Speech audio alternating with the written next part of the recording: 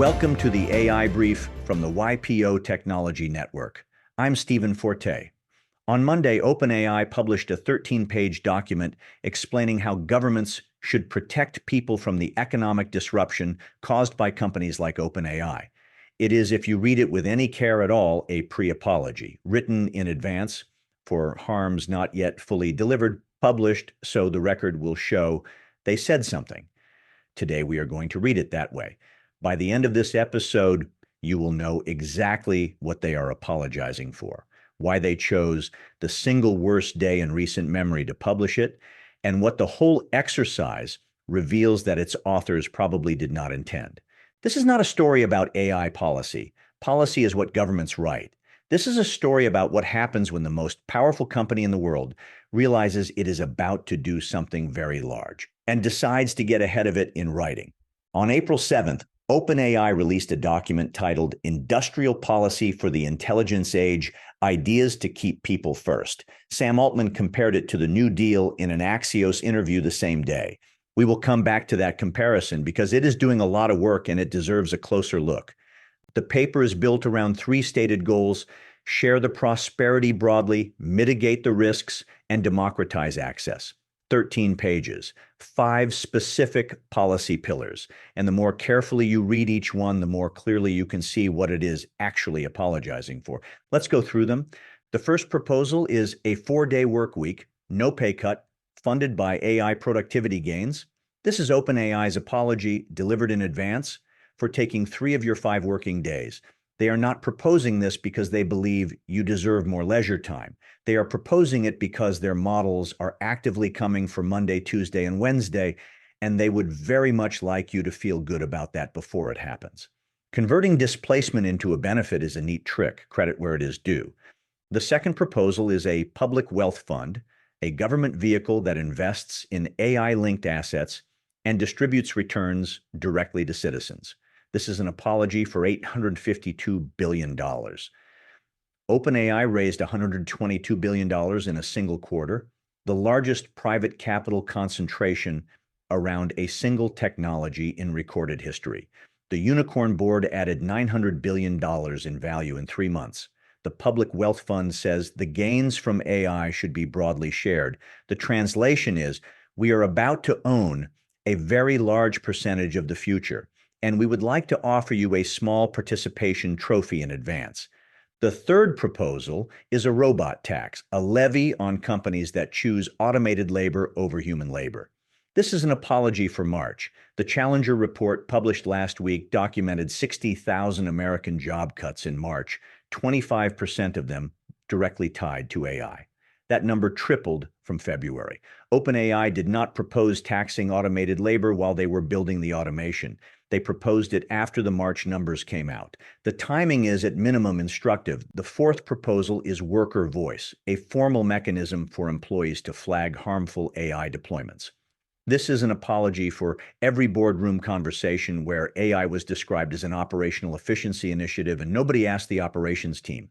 OpenAI has approximately 3,000 employees.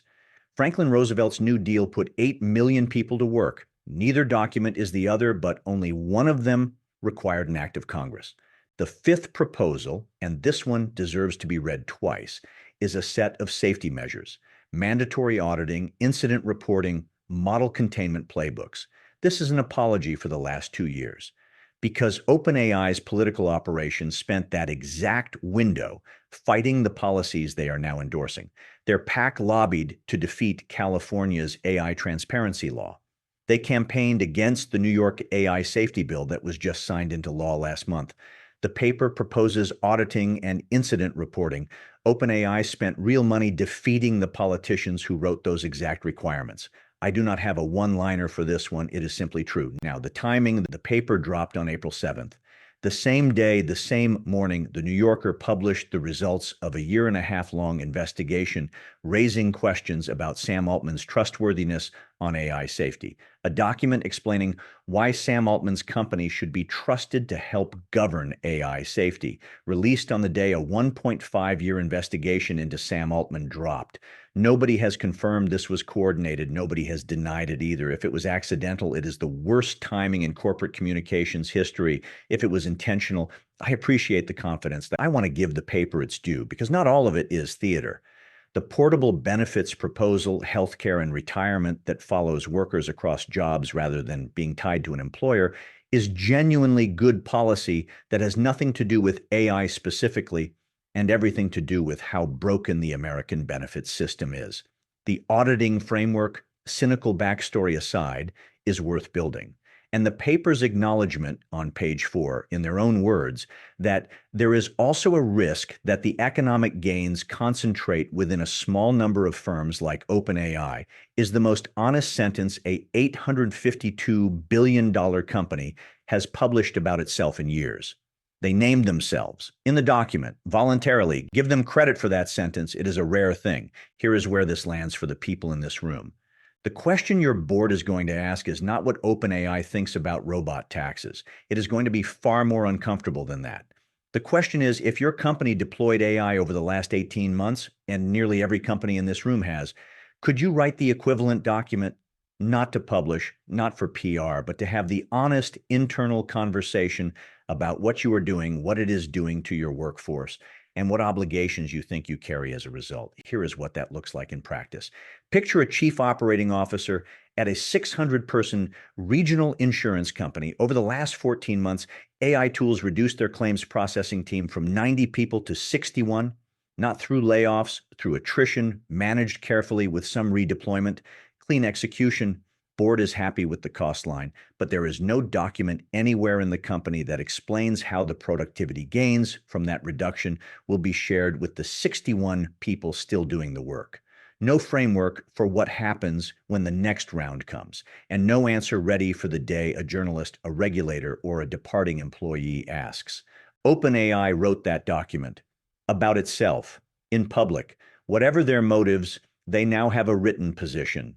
Every company deploying AI at scale is operating on an unwritten one. The question is not whether the apology is sincere.